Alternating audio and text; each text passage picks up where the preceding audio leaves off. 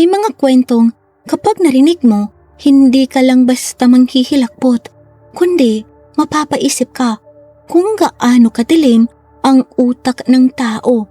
Sa video natin ngayon, pag-uusapan natin ang kasong yumanig sa buong Kaohsiung, Taiwan.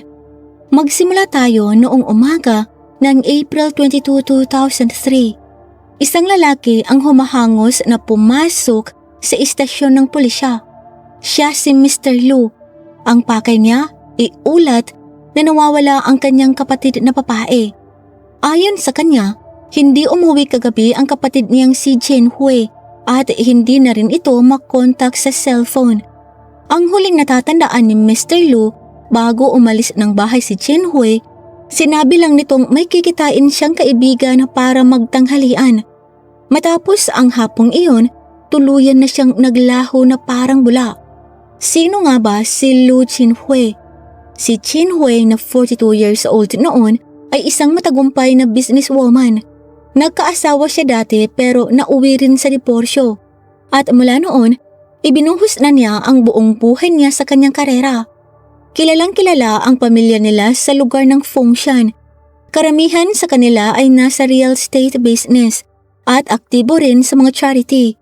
Sa madaling salita, alam ng buong bayan na mayaman sila at ito mismo ang unang kinatatakutan ng pamilya.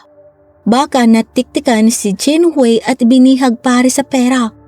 Noong una, akala ng mga pulis ay karaniwang kaso lang ito ng pagkawala.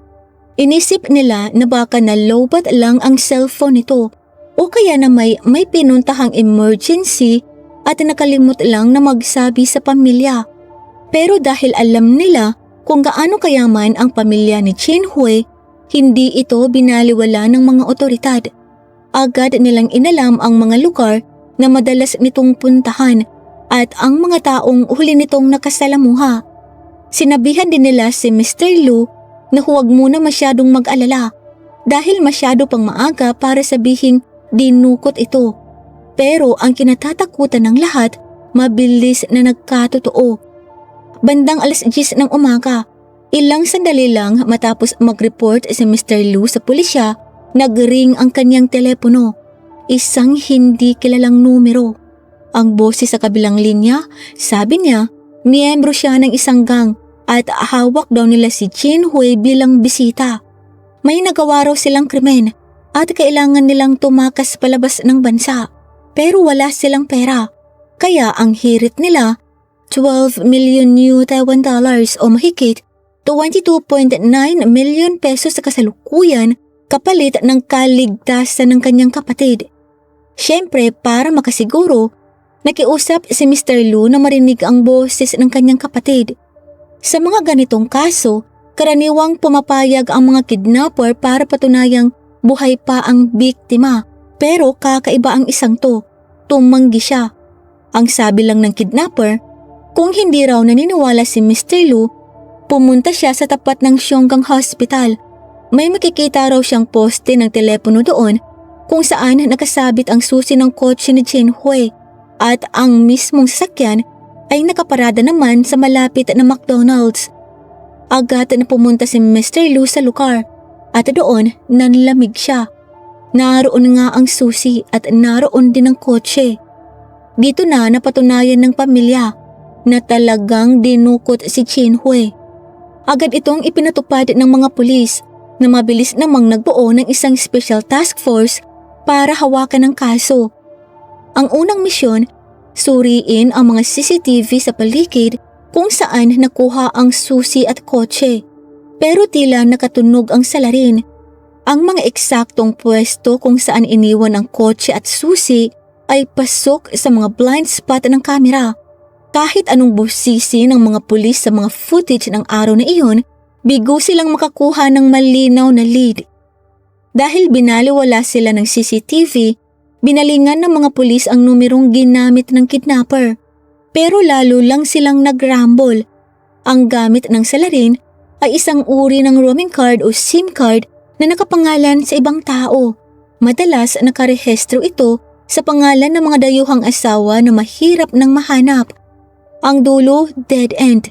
Hindi matukoy kung sino talaga ang nasa likod ng boses sa telepono. Para magkaroon ng mas maraming oras ang mga otoridad, inutusan nila ang pamilya na patagalin ang negosasyon. Nang muling tumawag ang dumukot, sinunod ng pamilya ang utos ng pulis. Sinabi nilang kahit mayaman sila, hindi ganoon kadaling maglabas ng kasya bangko ng mabilisan. Kailangan pa nilang mag-ayos ng mga ari-arian para gawing collateral. Marahil dahil natatakot na magkaaberya kapag tumagal, unti-unting bumigay ang kidnapper. Mula $12 million, ibinaba ito sa 10 milyon hanggang sa naging $8 milyong na lamang. Pero may mga kakaibang kondisyon ng kidnapper. Dapat daw, nakalagay ang pera sa isang travel bag, walang serial numbers ang mga bill at siguraduhing walang nakatagong tracking device o self-destructing explosives. Habang nakikipagdiskurso ang pamilya sa mga detalye na ito para mag-ulol ng oras, patuloy naman sa paghukay ang mga pulis sa likod ng mga eksena. Sa wakas, may natuklasang lead ang mga investigador. Ayon sa pamilya, may lunch date si Chin Hui sa isang kaibigan bago siya nawala. Ibig sabihin, malaki ang tsansa na kilala niya ang kumuha sa kanya. Hinalughog ng mga pulis ang call logs ni Chin Hui at nakagawa sila ng listahan ng higit 10 sospek. Pero ang pinakamalaking revelasyon ay lumabas nang suriin nila ang bank history ng biktima. Doon umagaw ang pansin ng isang pangalan, Ouyang Rong. Lumilitaw sa records na kada ilang buwan, nagpapadala si Chin Hui ng pera kay Rong. Naglalaro ito sa 40,000 hanggang 100,000 new Taiwan dollars, mga nasa 76,000 to 191,000 pesos sa kasalukuyan. Ang huling transaksyon noong April 7, eksaktong 2 linggo bago ang pagkawala ni Chin Hui. At ang mas matindi pa rito, nalaman ng mga pulis na si Ouyang Rong ay baon na baon pala sa utang. Siya na nga ang kanilang prime suspect. Ngunit may malaking problema. Hindi pa alam ng mga pulis kung buhay pa ba o patay na si Chin Hui. Kaya hindi sila pwedeng basta-basta sumukod. Ang ginawa nila, palihim nilang binantayan ang bawat galaw ni Rong 24/7. Pero nakakapagtaka, sa tuwing lalabas si Rong sa bahay, para lang itong nagpapalipas ng oras at palakad-lakad ng walang patutunguhan. Buong araw siyang sinusundan ng mga agents, pero walang bakas ni Chin Hui at hindi rin siya nakikitang bumibili ng pagkain para sa isang bihag. Dito na nagsimulang kabahan ang mga pulis. Nagkamali ba sila ng hinala o may mas madilim na katotohanan silang hindi pa natutuklasan? Lumipas ang mga araw. Noong hapon ng April 24, 3 araw matapos mawala si Chin Hui, muling tumawag ang kidnapper kay Mr. Lu. Tinanong nito kung handa na ba ang $8 milyong. Nang oo ang isagot ni Mr. Lu, nag-utos ang kidnapper. Pumunta raw ito sa isang malapit na barberia sa loob ng 15 minuto at doon hintayin ang susunod na tawag. Gulat ang mga pulis. Bakit? Dahil bagamat 100 metro lang ang layo ng barberia sa bahay ni Mr. Lu, ang paglilipat at pagkabit ng mga wiretap o eavesdropping equipment ay nangangailangan ng oras. Malinaw ang laro ng kidnapper. Gusto niyang guluhin ang plano ng mga otoridad at iligaw ang mga nagmamanman. Dahil wala ng oras para mag-set up, gumawa ng mabilisang paraan ng Deputy Chief ng Criminal Team. Nagpanggap siyang customer at naunang pumasok sa barberia para mag-abang. Eksaktong 15 minuto, dumating si Mr. Lu at hindi nga nagtagal, tumunog ang telepono ng barberia. Ayon sa kidnapper, magaganap ang palitan ng pera kinabukasan ng hapon sa Yungkang, Tainan. Pero hindi niya sinabi ang eksaktong pwesto. Ibibigay na lang daw ito sa huling minuto. Inutusan din niya si Mr. Lu na manatili lang sa bahay at huwag kikilos hanggat walang tawag. At bago ibaba ang telepono, nagbanta muli ito na huwag maglagay ng tracking device. at may isa pang kakaibang hiningi. Pinasabay niya ang oras ng relo nito kay Mr. Lu.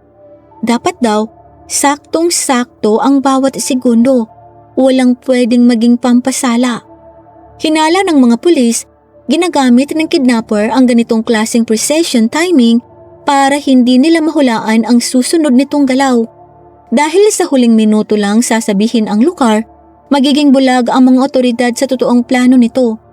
Samantala, tuloy pa rin ang pagbuntot ng mga pulis kay Uyang Rong kahit na sa mga sandaling ito, hindi pa sila 100% sigurado kung siya nga ba ang utak ng krimen. Kinabukasan, gumawa na ng galaw si Rong. Napansin ng isang field agent na bumabaybay ito sa Jianggan Expressway hanggang sa huminto ito sa isang poste ng kuryente malapit sa Denxing intersection. May idinikit siyang piraso ng papel sa poste bago mabilis na pinasibad ang sasakyan. Agad na nilapitan ng mga pulis ang poste para basahin ang sulat. Ang nakasaad, Mr. Chang, dumiretso ka lang at dumaan sa 8 red lights tapos mag-abang ka ng 10 minuto sa tapat ng Dalyutong Supermarket. Ang bilis ng takbo mo ay ibibigay sa'yo. Ang Mr. Chang na tinutukoy dito ay walang iba kundi ang kapatid ni Lu Qinhui. Malinaw na ito na ang tagpuan para sa ransom exchange. Dahil takot silang magkatunog ang kidnapper, hindi muna tinanggal ng mga pulis ang papel. Dito ay kumpirmado na nila na si Uyang Rong nga ang salarin. Pero ang mas malaking problema, nasaan si Qinhui? Dahil hindi nila alam kung nasaan ang biktima, hindi muna sila pwedeng pumasok ng padalos-dalos. Hinayaan muna nilang makauwi si Rong sa bahay nito habang patuloy na binabantayan. Pero ang nakapagtataka, lumilipas ang oras pero hindi tumatawag ang kidnapper kay Mr. Lu. Dahil sa matinding kaba at pambihirang takbo ng oras, nagpasya ang mga pulis na kumilos. Naglabas sila ng utos na pasukin ang bahay ni Rong. Bitbit ang mga totoong armas, sinalakay ng mga otoridad ang tahanan nito at tuluyang inaresto si Uyang Rong. Nakuha sa kanya ang 3 burner SIM cards. Pero bukod kay Rong, walang ibang tao sa bahay, walang bakas ni Qinhui. Dinala si Rong sa interrogation room. Doon naging matigas siya. Tudong tanggi siya na may kinalaman siya sa pagkawala ni Qinhui at pilit na iginiit na nagpanggap lang siyang kidnapper para makapangganso ng pera sa pamilya. Paulit-ulit niyang sinasabing wala siyang ideya kung nasaan ang babae. Siyempre, hindi naniwala ang mga pulis. Habang isinasagawa ang interogasyon, hinaluguhog ng mga team ang bahay ni Uyang Rong. Pagpasok nila sa banyo, sumalubong ang matapang na amoy ng disinfectant. At nang siyasatin ng drainage, nakakita sila ng mga bakas ng dugo. Dugo na kinalaunan ay napatunayang kay Qinhui. Hindi lang yan, nakuha rin ng mga pulis ang CCTV footage mula sa elevator ng gusali. Doon ay nakitang noong gabi ng insidente, may bitbit si Rong na ilang malalaking trash bag palabas. May isang kapitbahay pa nga na nakasabay niya sa elevator ang nagmagandang loob na tulungan siya pero tumanggi si Rong. Dito na nabuo ang hinala ng mga investigador. Pinatay ng kidnapper si Qinhui. Pero ang hindi nila mawari, bakit niya ito agad pinatay ng ganoon kabilis? Gamit ang mga bagong ebidensya, muling isinalang si Rong sa matinding pagtatanong. Akala ng mga pulis ay bibigay na ito dahil sa ipit na sitwasyon, pero nanatili itong matigas. Kaya naman, dinaan ito ng mga pulis sa mahinahong pakiusap. Gusto lang naming mahanap ang bangkay. Kung tutuusin, ang kasalanan mo lang ay paglapastangan sa bangkay. Maging ang kapatid ni Qinhui ay nangako na kung ituturo lang ni Rong kung nasaan ang kanyang kapatid, ibibigay nila ang 8 milyong dolyar bilang educational fund para sa mga anak nito. Matagal na nanahimik si Rong at sa wakas, naglabas siya ng pangalawang salaysay. Para maintindihan natin kung gaano katotoo ang bago niyang kwento, balikan muna natin kung ano nga ba ang relasyon ni Rong at ng biktimang si Lu Chinhui. Si Rong na 47 taong gulang na noon ay dating senior manager sa isang pabrika ng papel pero nasisante noong April 1999. Mula noon, sunod-sunod na nabigo ang kanyang mga investment at bagsak ang mga stocks na naging dahilan para mabaon siya sa dambuhalang utang. Noong December 1999, nirentahan niya ang isang pwesto na pagmamay-ari ni Chen Hui para magtayo ng isang cafe. Doon sila nagsimulang magkakilala. Pero hindi nagtagal ang cafe at nagsara rin ng sumunod na taon. Dahil walang trabaho, ginamit ni Rong ang kanyang galing sa pagsasalita para makuha ang tiwala at awa ni Chen Hui. Naniwala naman ang biktima na may talento ang lalaki, sadyang hindi lang sinuwerte.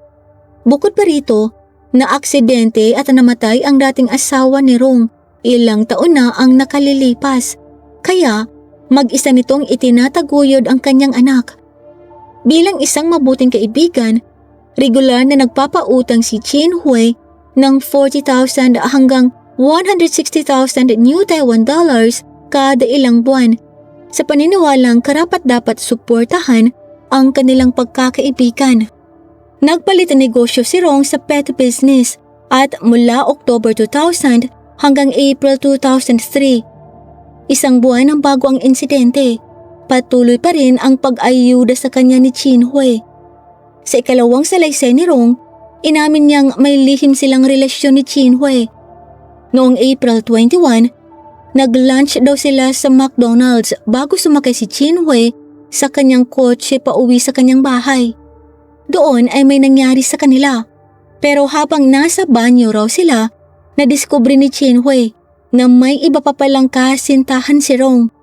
Dito na nagngit-ngit sa galit ang biktima at nagkaroon sila ng matinding sagutan sa loob ng banyo.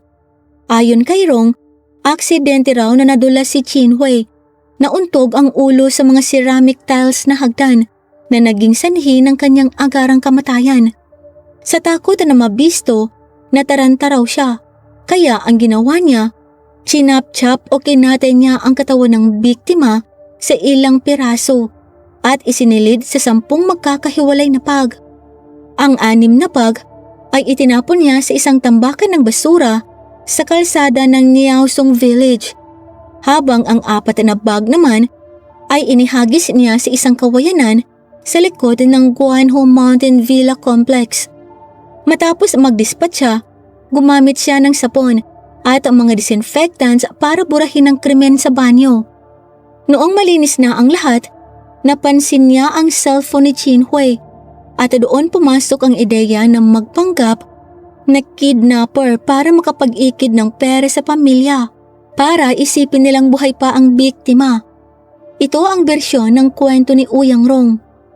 Nang marinig ng mga pulis ang tungkol sa pag-chap-chap sa biktima, agad silang kumilos para habulin ang mga bag na posibleng nakuha na ng garbage truck. Pero huli na ang lahat. Ang 6 na bag na naglalaman ng ilang bahagi ng katawan, kasama na ang ulo ni Chen Hui, ay tuluyan ng nasunog sa tambakan ng basura. Sa paggabay na rin ni Rong, natagpuan din ng mga pulis ang natitirang 4 na bag sa kawayanan. At nang buksan nila ang mga ito, bumadya ang isang kakilakilabot na tanawin. 18 piraso ng katawan ang tumambad sa kanila, pero hindi na ito sapat para mabuo pa ang isang buong katawan. Matapos ang DNA test, napatunayang kay Chen Hui nga ang mga ito. Bukod sa mga labi, na-recover din sa mga damuhan ang isang kutsilyo sa kusina, isang bakal na martilyo, isang chopping board at isang utility knife na nang suriin ay puno rin ng dugo ng biktima. Mukha namang planchado na ang kaso, pero may isang bagay na pumukaw sa hinala ng mga otoridad. Sa pagsisiyasat sa kotse ni Rong, nakakuha sila ng 6 na sleeping pills kasama ang isang napakadetalyadong plano na nakasulat sa papel kung paano isasagawa ang buong pangingidnap at paghihingi ng ransom. Ang nakapagtataka, Sa detalyadong planong iyon ng pangingikil, walang kahit isang salita na binanggit ang tungkol sa pagpatay kay Lu Chinhui. Arestado na ang salarin at natagpuan na ang ilang bahagi ng katawan. Pero matigas pa rin si Ouyang Rong. Pinagpipilitan niya na pinagpira-piraso lang niya ang bangkay, pero hindi niya ito pinatay. Ayon sa kanya, nadulas lang talaga si Chinhui sa banyo. Binanggit pa niya ang isang basag na tile doon na nabasag daw dahil sa pagbagsak ng biktima. Sa unang tingin, parang may lohika ang kanyang kwento. Pero nang busisiin ng mga pulis, marami silang nakitang butas.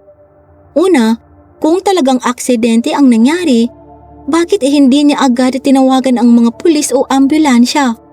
Bakit ang pinili niyang solusyon ay katayin ang katawan sa ganoong karumal-dumal na paraan? Bukod doon, nang dalhin ng mga otoridad si Rong sa mismong banyo para sa crime scene reconstruction, doon na siya nagrambol. Ang itinuturo niyang pwesto ng bastag na tile ay malayong malayo sa una niyang isinalaysay sa istasyon. At may isa pa. Sabi niya, kaya hindi niya pinatay si Chinhui para sa pera ay dahil hindi naman siya ganoon kabaon sa utang. Pero nang silipin ng mga pulis ang kanyang mga ari-arian, nagulat sila. Ang anak niyang minor de edad ay may-ari ng isang bahay na nagkakahalaga ng 100,000,000 New Taiwan dollars. Dagdag pa rito, noong panahon ng insidente, may kinakasama palang nobya si Rong at binibigyan niya ito ng napakalaking buwan ng allowance. Ang ibig sabihin lang, kinukuha niya ang pera kay Chinhui para ibuhos at ilustay sa kanyang kalakuyo. Hindi nagtagal, lumutang din ang isang kaibigan ni Chinhui. Ikinuwento nito na bago mawala ang biktima, nabanggit daw ni Chinhui na gustong humiram ni Rong ng napakalaking halaga para sa isang investment, pero tinanggihan niya ito. Dito na nabuo ang teorya ng mga pulis. Pinlano talaga ni Rong na patayin at ipatubos si Chinhui dahil pinutol na ng biktima ang pagbibigay sa kanya ng pera. At dahil kilalang kilala nila ang isa't isa, alam ni Rong na kung hahayaan niyang mabuhay ang biktima, siguradong ituturo at isusumbong siya nito sa batas. Kaya sa simula pa lang, ang plano niya talaga ay patayin ito. Patunay rin dito ang 3 burner SIM cards na nakuha sa kanya. Natuklasan ng mga investigador na binili ang mga ito sa isang flea market noong katapusan pa ng Marso, 1 buwan bago mangyari ang krimen. Malinaw na pinag-isipan at pinaghandaan ang lahat. Pagdating naman sa sanhi ng kamatayan, nahirapan ang mga forensic experts. Dahil kulang-kulang ang mga bahagi ng katawan at abo na ang karamihan, hindi agad matukoy kung paano ba talaga nalagutan ng hininga si Chinhui. Hinggil naman sa 6 na sleeping pills na nakuha sa kotse ni Rong, sinuri ng mga eksperto ang mga natitirang kalamnan ng biktima. Pero wala silang nakitang bakas ng lason o gamot dito. Gayunpaman, naniniwala ang mga eksperto na posibleng pinainom ni Rong ang biktima bago ito namatay. Ayon sa paliwanag ng mga doktor, ang ganitong uri ng gamot ay kadalasang umiepekto pagkatapos ng 30 minuto. Pinapabagal nito ang ulirat at galaw ng isang tao. Sa unang bahagi ng pagkatunaw, ang gamot ay nananatili muna sa daloy ng dugo at napakatiting na bahagi lamang ang umaabot sa mga kalamnan. Ito ang dahilan kung bakit walang nakitang toxic reaction sa mga natitirang labi ng biktima. Pero hindi tinanggap ni Rong ang paliwanag na ito. Patuloy niyang isinisigaw na wala siyang motibo para pumatay. Para malaman ang katotohanan, hinanap ng mga pulis ang anak na babae ni Rong. Nang tanungin ito, umamin ang bata na nitong mga nakaraang araw, madalas na may pumupuntang mga kamag-anak sa bahay nila para maningil ng utang. Dito tuluyang gumuho ang depensa ni Rong. Mayroon siyang motibo. Isinalang si Rong sa isang lie detector test. 3 crucial na tanong ang ibinato sa kanya. Pinatay mo ba si Lu Chinhui? Sa kasong ito, ikaw ba ang pumatay kay Jinhui? Nagsinungaling ka ba tungkol sa pagkamatay ni Jinhui noong kasama mo siya? Hindi ang sagot ni Rong sa lahat ng ito. Pero ayon sa polygraph machine, nagsisinungaling siya sa bawat letra ng kanyang sagot. Kahit walang pag-amin, formal na kinasuhan ng piskal si Ouyang Rong ng pangingidnap, pangingikil at intentional murder o sadyang pagpatay. Noong April 16, 2004, hinatulan ng Kaohsiung District Court si Rong ng parusang kamatayan sa unang paglilitis. Dinala ang kaso sa paulit-ulit na apela sa loob ng 8 beses na pag-akyat sa korte hanggang noong October 18, 2010, 6 na beses na pinagtibay ang hatol na bitay. Sari-sari ang idinahilan ni Rong para isalba ang sarili. Sabi niya, illegal daw ang pagkuha ng ebidensya ng mga pulis dahil hating gabi na nang tinanong ang kanyang anak. Sinabi rin niya na ang nakuha nilang blueprint o sulat kamay na plano ay para lang sa pangingikil ng pera at hindi nagpapatunay na gusto niyang patayin si Jinhui. Ipinagdiinan din niya na ang mga bakas ng dugo sa banyo, ang mga SIM card at ang testimonya ng mga doktor ay pwedeng bigyan ng ibang interpretasyon. Kaya hindi raw ito direktang ebidensya ng pagpatay.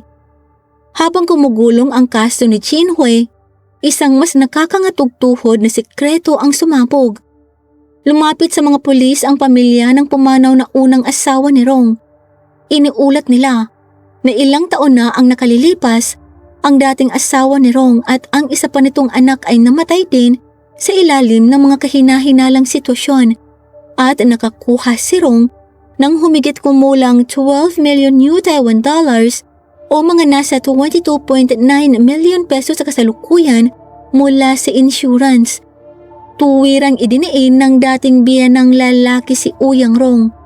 Pinatay raw nito ang sarili niyang asawa at anak para sa pera ng insurance. Binuksan muli ng mga pulis ang mga lumang dokumento. Noong taong 1999, nag-away si Rong at ang kanyang asawa sa loob ng bahay. Umalis ang asawa sakay ng motorsiklo at makalipas ang ilang sandali, natagpuan itong patay sa isang kanal sa Daliao. Idiniklara ng mga pulis noon na aksidente ito at nalunod ang biktima. Nang sumunod na taon, ang anak naman niyang nasa kolehiyo ang naaksidente. Nahulog daw ito mula sa upper bunk ng double deck na kama sa dormitoryo nito.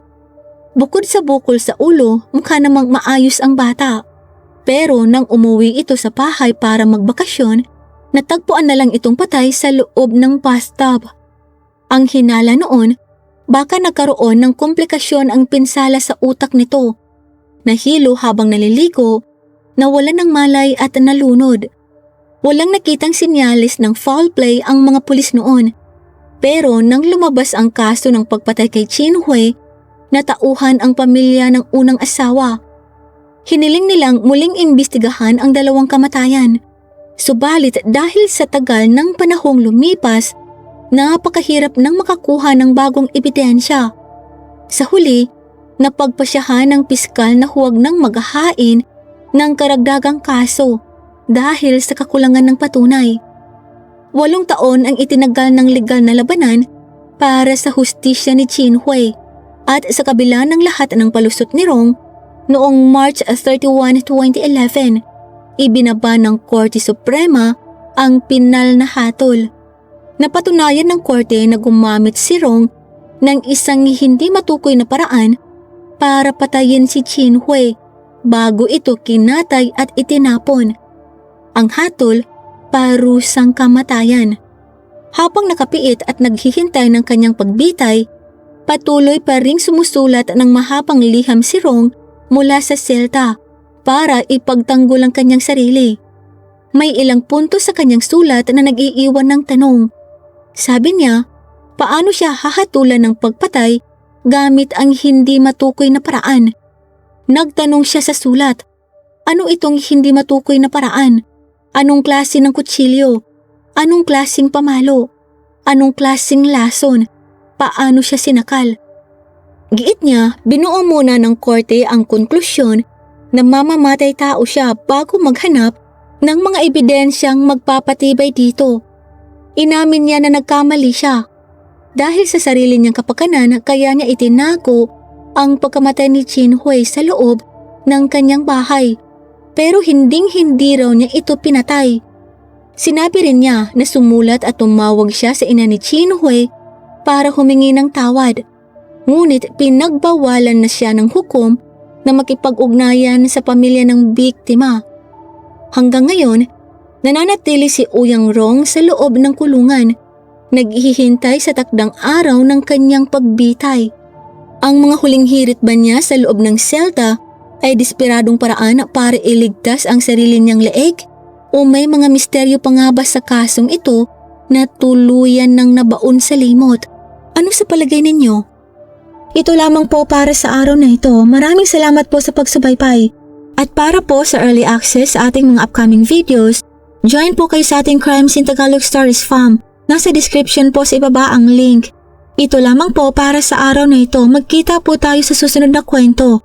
At sa muli, mag-ingat po tayong lahat. Paalam!